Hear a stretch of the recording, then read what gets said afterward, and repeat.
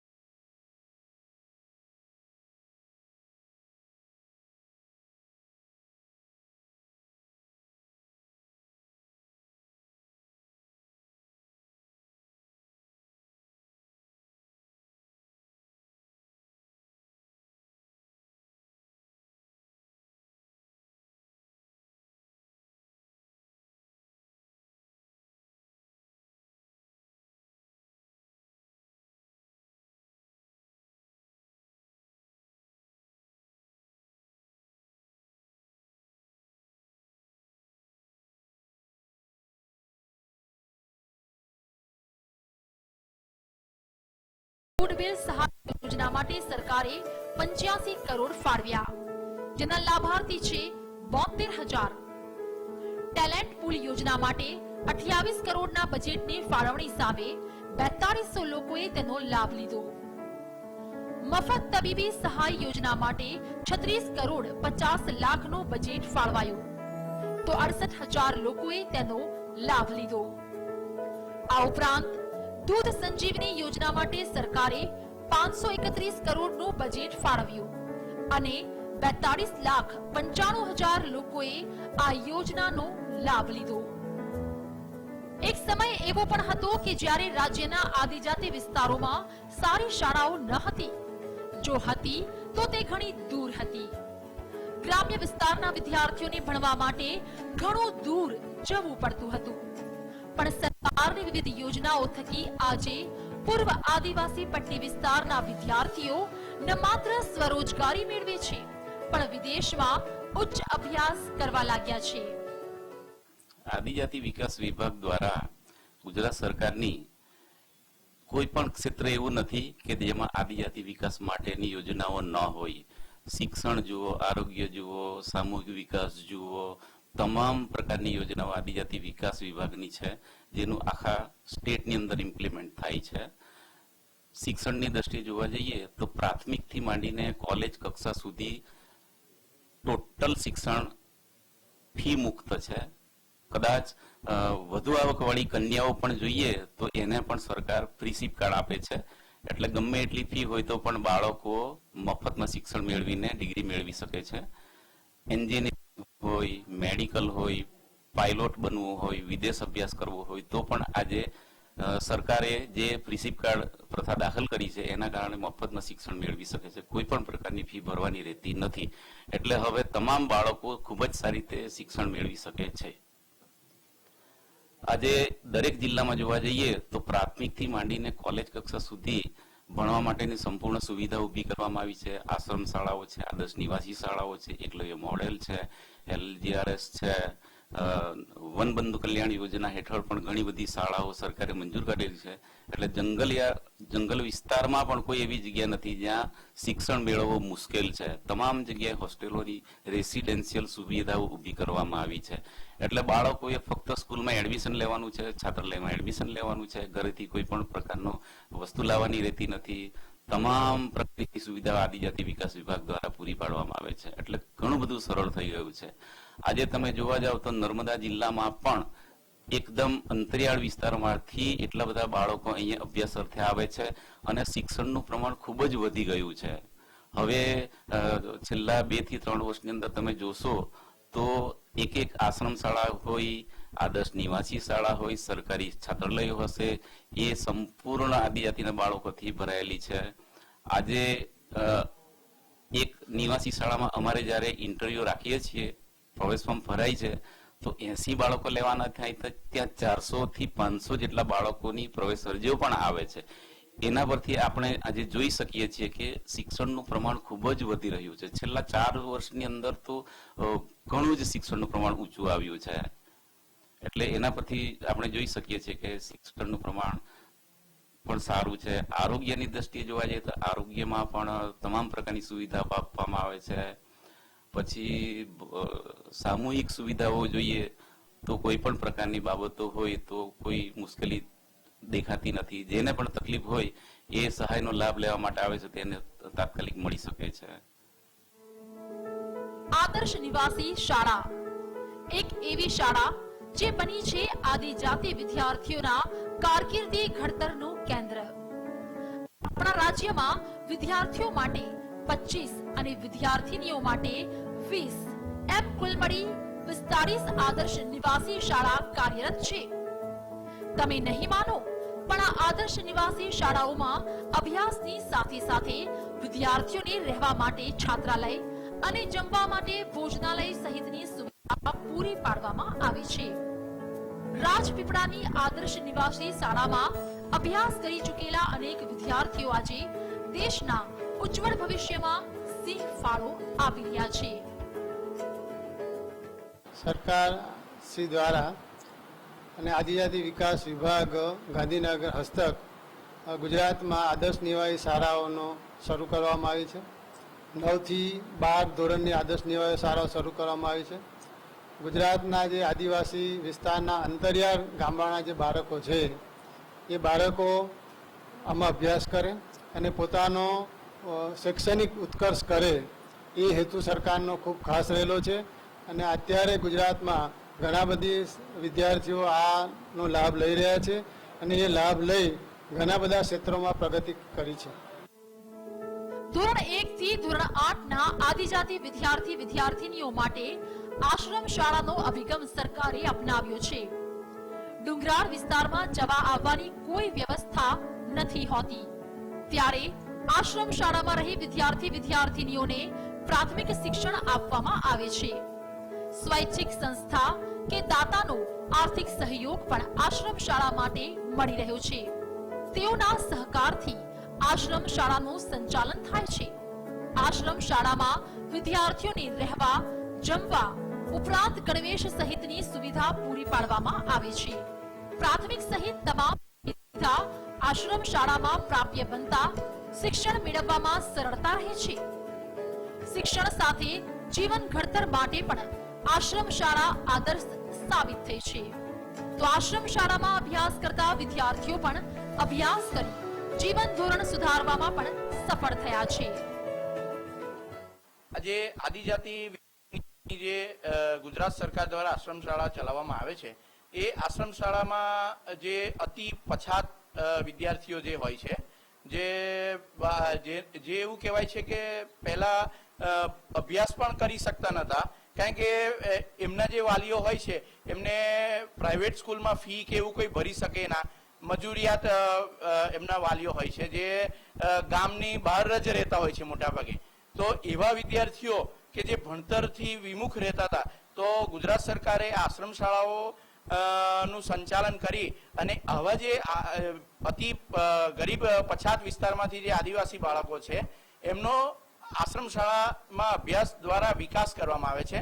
અને હું એવું કહું તો ખોટું નથી કે ગુજરાત સરકાર દ્વારા જે આશ્રમ શાળાઓનું સંચાલન કરવામાં આવે છે, એ અત્યારે જે સુવિધામાં એવું કહેવાય કે પ્રાઇવેટ જે શાળાઓમાં ફી ભરીને જે સુવિધાઓ મળતી હોય છે, એ દરેક સુવિધાઓ અહીંયા આદિજાતિ બાળકોને મળે છે. જંગલ અને પહાડી વિસ્તારોમાં પરિવાર સાથે રહેતા આ વિદ્યાર્થીઓ પાસે અગાઉ શિક્ષણ મેળવવાનો કોઈ વિકલ્પ ન હતો, પણ આશ્રમ શાળાના કારણે તેમને મળ્યો છે ભરોસો.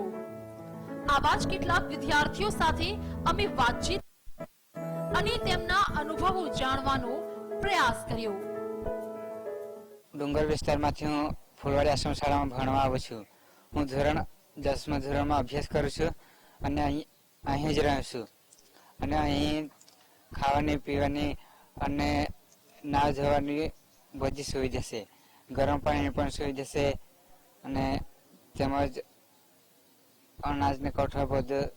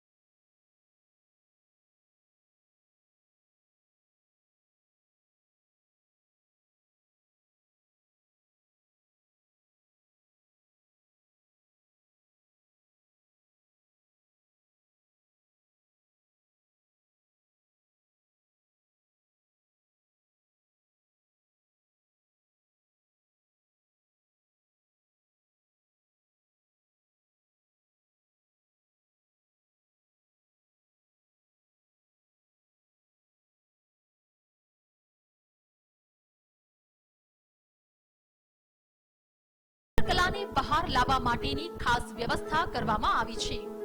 અનુસૂચિત જનજાતિના વિદ્યાર્થીઓને આવી શાળાઓમાં શિક્ષણ ઉપરાંત કેન્દ્ર અને રાજ્ય સરકાર તરફથી આર્થિક સહાય પણ પૂરી પાડવામાં આવે છે.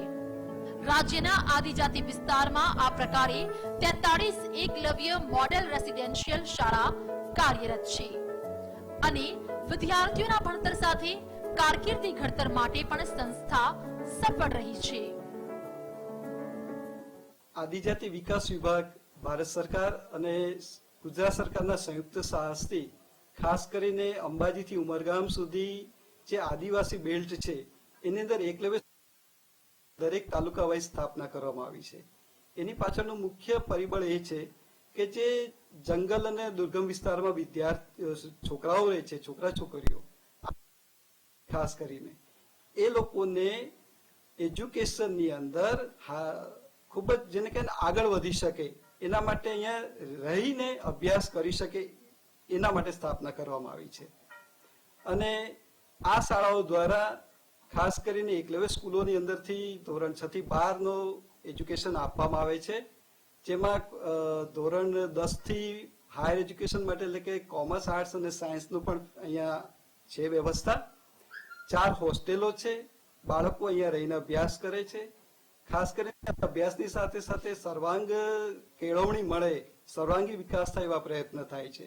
એકલવ્ય સ્કૂલોની અંદર મોટા ભાગે વિદ્યાર્થીઓનો ખૂબ જ પરફોર્મન્સ સારું રહ્યું છે. સ્પોર્ટ્સની અંદર જાઓ તો પણ ઇન્ટરનેશનલ કક્ષા સુધી વિદ્યાર્થીઓ પહોંચ્યા છે. આર્ચરીમાં છે, પછી સાયન્સની અંદર છે, એના ઘણા બધા મેડલ્સો પણ મેળવેલા છે વિદ્યાર્થીઓએ.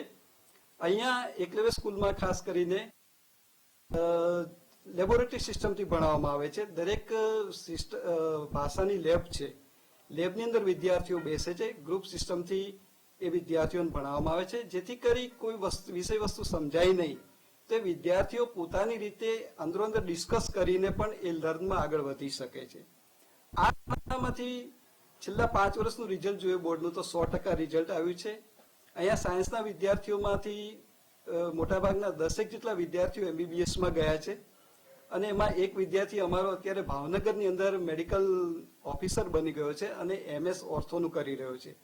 આ ઉપરાંત જુદા જુદા ક્ષેત્રોમાં પણ વિદ્યાર્થીઓ ગયા છે શાળામાંથી. ખાસ કરી બોર્ડના વિદ્યાર્થીઓ 10 અને 12ના એ વિદ્યાર્થીઓને અહીંયા જે વિદાય આપવામાં આવે છે ત્યારે CCC સર્ટિફિકેટ સાથે વિદાય આપીએ છીએ. CCC સર્ટિફિકેટ એટલા માટે કે ભવિષ્યની અંદર એ વિદ્યાર્થીઓને ક્યાંય ગવર્મેન્ટ જોબમાં એપ્લાય કરવી હોય તે ઓરિજિનલ સર્ટિફિકેટ સાથે જઈ શકે એના પ્રયત્નો શાળા દ્વારા થવામાં આવે છે. અહીંયા રેસિડેન્શિયલ સ્કૂલ હોવાથી સવારે 5:30 થી શિડ્યુલ શરૂ થાય છે, તે રાતના 10:30 સુધી શિડ્યુલ હોય છે. સ્લો લર્નર વિદ્યાર્થીઓને સ્પેશિયલ ટીચિંગ આપવામાં આવે છે બપોરે 3:30 બાદ. ત્યાર પછી સ્પોર્ટ્સની પણ ફેસિલિટી છે શાળાની અંદર. અને સ્કૂલના વિદ્યાર્થીઓ ઇન્ટરનેશનલ કક્ષા સુધી સ્પોર્ટ્સમાં ગયા છે. નેશનલ કક્ષાએ પણ વિનર થઈ ગોલ્ડ મેડલ, સિલ્વર મેડલ લઈને આવ્યા છે, ખાસ કરી આર્ચરીની અંદર. બીજું, એ લોકો આર્થિક પગભર થાય એટલા માટે અમે શાળાના સમય બાદ કરતા જાહેર રજાઓમાં પણ મારા શિક્ષકો અહીંયા એ લોકોને હોબીસ ટાઈપના જે ક્લાસીસ શીખવાડે છે, જેમાં ભરત ગૂંથણ છે, પછી જેને કહે ને વારલી પેઇન્ટિંગ્સ છે, એની અંદર એ લોકોને વિદ્યાર્થીઓને પ્રવૃત્ત રાખીએ છીએ, જેથી કરી આર્ટની અંદર પણ એ લોકો આગળ.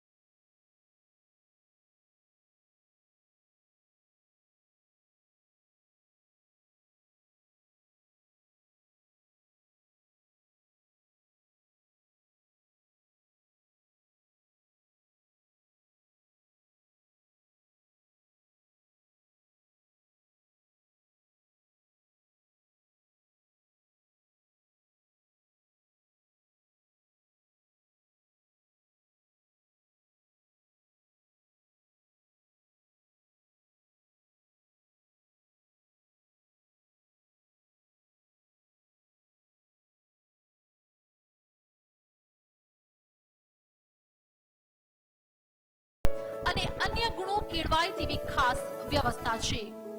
આદિજાતિ કલા અને સંસ્કૃતિને જીવંત રાખવા યુનિવર્સિટી માટે 40 એકર જમીન સરકારે ફાળવી છે. એટલું જ નહીં, સૂચિત કેમ્પસના બાંધકામ માટે બજેટમાં 341 કરોડની જોગવાઈ પણ સરકારે કરી છે. મુખ્ય હેતુ તો આદિજાતિ વિકાસ વિભાગ દ્વારા ગુજરાત સરકાર દ્વારા આ યુનિવર્સિટીની સ્થાપના કરવામાં આવી છે. એમાં સામાન્ય રીતે આદિજાતિ સમાજની સોશિયલ રિફોર્મ્સ આ યુનિવર્સિટી આદિજાતિ કમ્યુનિટીમાં રિફોર્મ્સ કેવી રીતે કરી શકે માધ્યમથી, તો એમનો કલા વારસો, સંસ્કૃતિ, ઔષધીય પદ્ધતિ, હર્બલ મેડિસિન, ભાષા, લિટરેચર, આર્ટ ઓફ લિવિંગ, એમની જીવન જીવવાની જે કલા છે, એમનું જે કૌશલ્ય છે, એમને જતન કરવાનું, એમને મોટિવેટ કરવાનું, એમને પ્રોત્સાહન આપવાનું અને એ છાત્રોને વિશ્વ લેવલનું શિક્ષણ અહીંયા એમના ઘર આંગણે જ મળી રહે એવા હેતુથી પરંપરાને સાથે રાખી આધુનિક શિક્ષણ મેળવવાનો મુખ્ય ઉદ્દેશ આ યુનિવર્સિટીની સ્થાપનાનો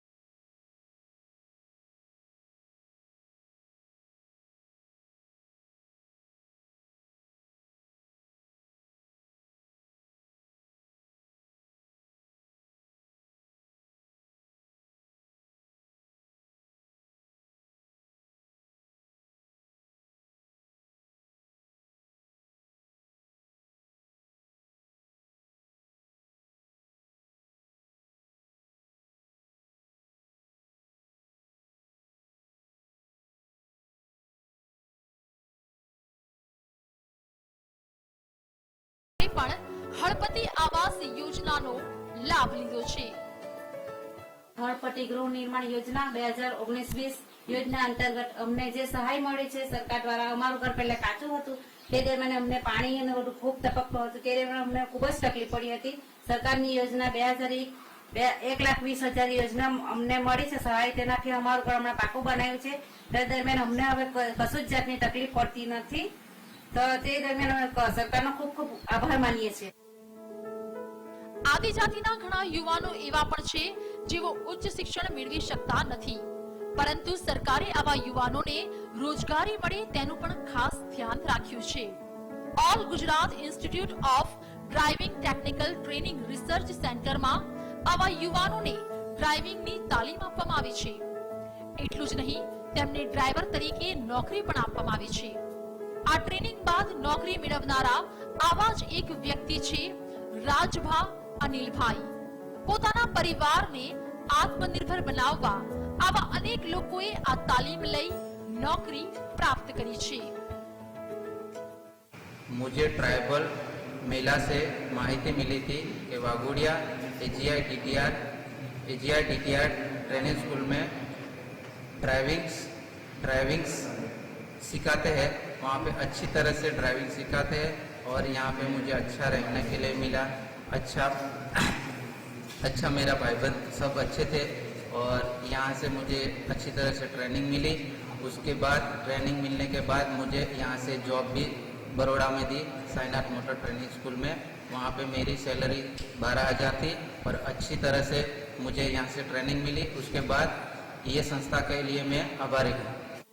નરેન્દ્ર મોદી જ્યારે ગુજરાતના મુખ્યમંત્રી હતા ત્યારે તેમણે આદિજાતિ માટે વનબંધુ યોજના લાગુ કરી હતી, તો વર્તમાન વિજય રૂપાણી સરકારે પોતાના સફળ 4 વર્ષના કાર્યકાળમાં આ યોજનાને આગળ ધપાવવાનું કામ કર્યું।